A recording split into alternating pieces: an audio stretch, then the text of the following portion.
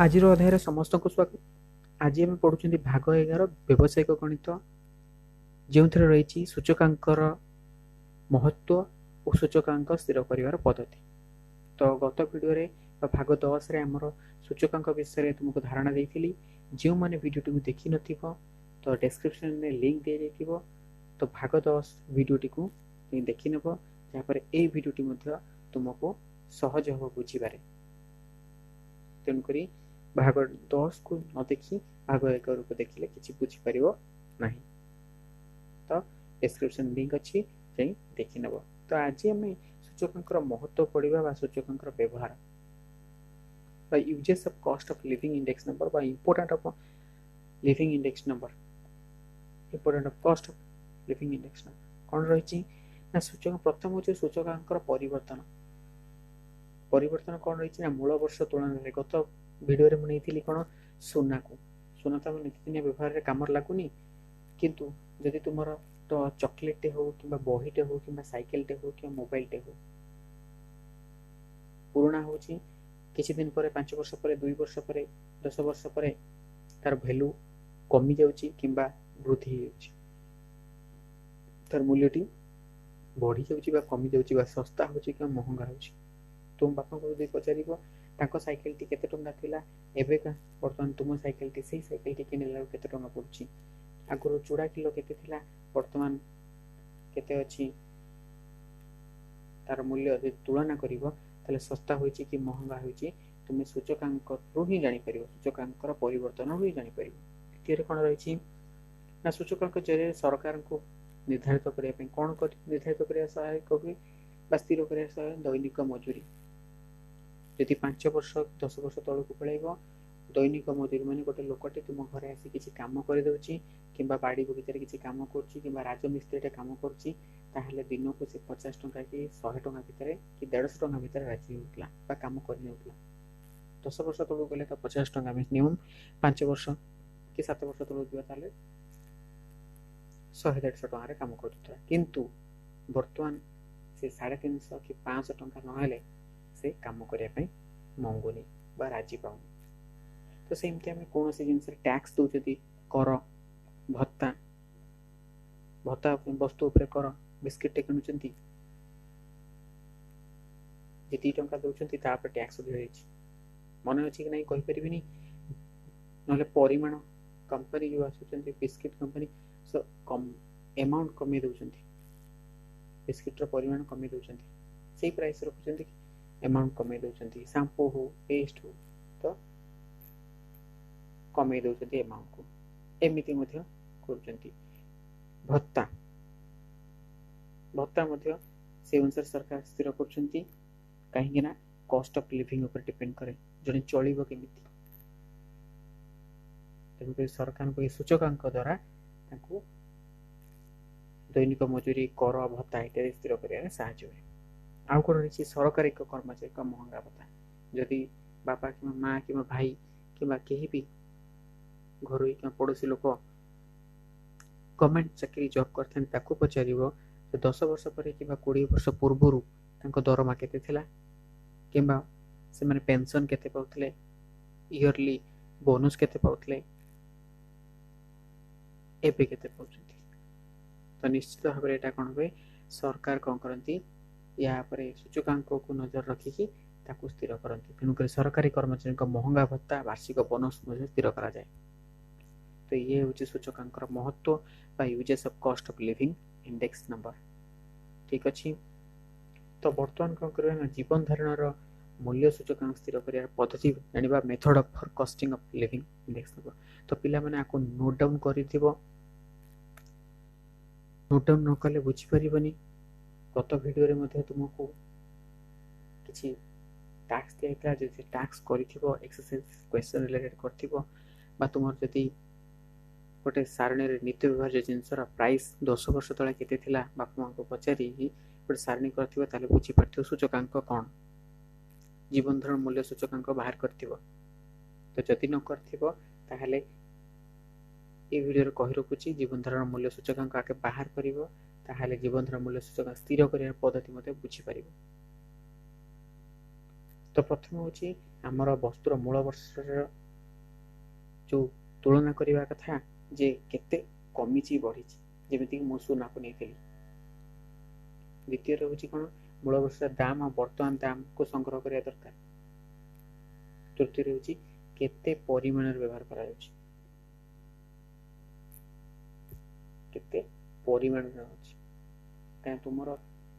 छोट होता बापा माँ तुम्हें 3 जन थी मन कर बापा माँ तुम्हें तो से 10 वर्ष तले तुम्हें कौन छोटे थी तुम्हें जी खाऊल जी ड्रेस पिंधुल कि तुम्हें ट्यूशन हो बस रे तुम कोढ़े बचुल कि बर्तमान गोटे सीट पाच तुम घर छोट घरटे हो बड़ घरटे नहीं घर भड़ा दौ तेल बर्तमान यहाँ मुझे कहीपरि तुम्हें कौन कौन यूज कर मन कर जो खाद्य अच्छी खाद्यर अमाउंट बढ़ी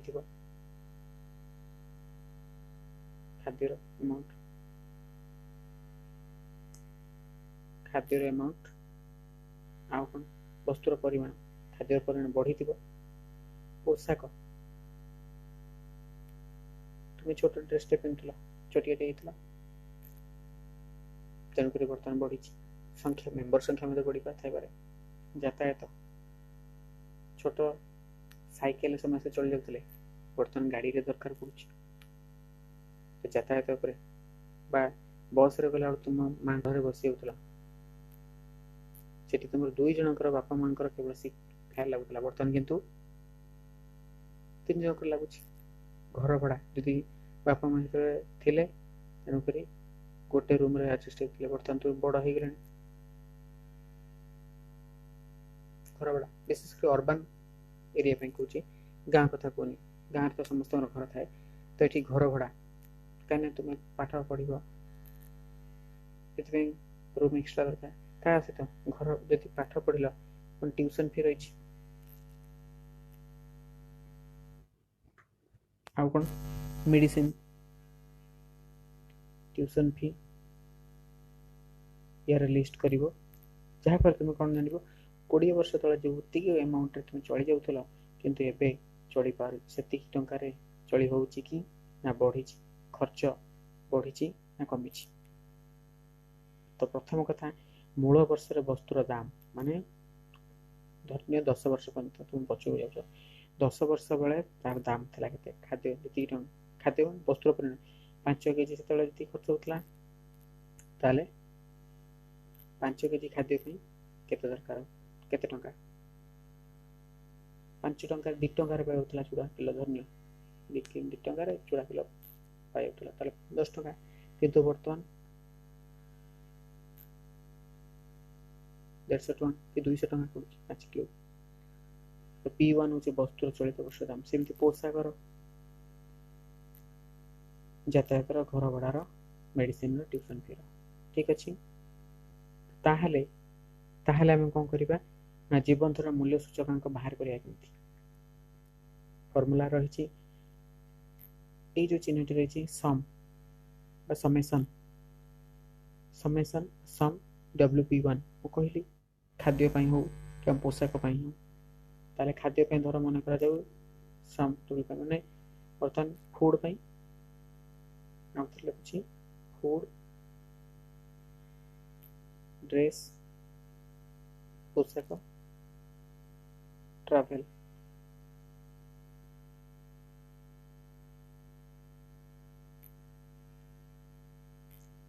कर तो फूड तुम्हें से 2 किलो चल जाता बर्तमान 4 किलो दरकार हो तार भैल्यू बाहर कर 2 किलो खर्च होता 2 किलो को 2 तो 5 टंका लेखा पड़ता 10 टंका प्लस WP1 प्लस सम जिते खर्च हो जो जो लिस्ट हो से खाद्य पोशाक यातायात घर भड़ा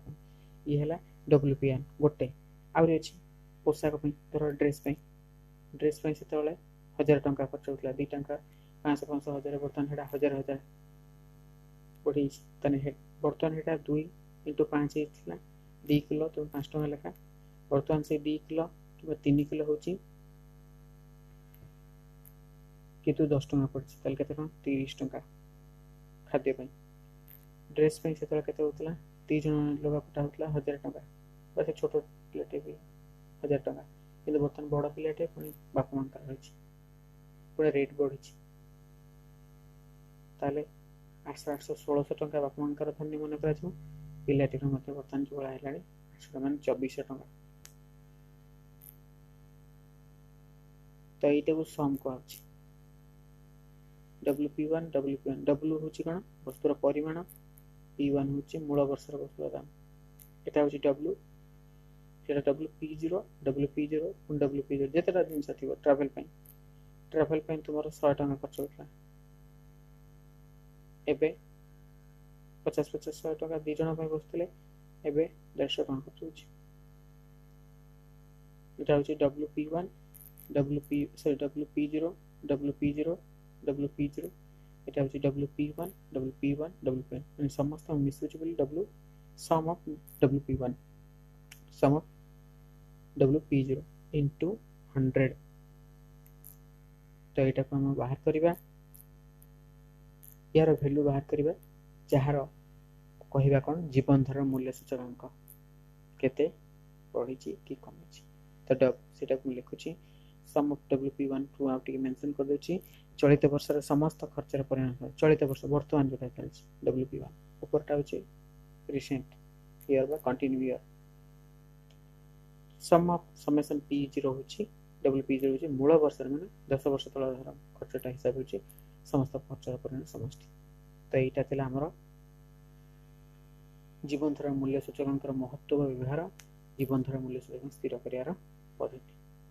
तो आशा करुँच तुम्हें कौन कर कि तुम घर सामग्री जहाँ व्यवहार कर नित्य व्यवहार अनुसार जीवन जीविका निर्वाह जो जो जिनस नित्य व्यवहार जिनस सब लिस्ट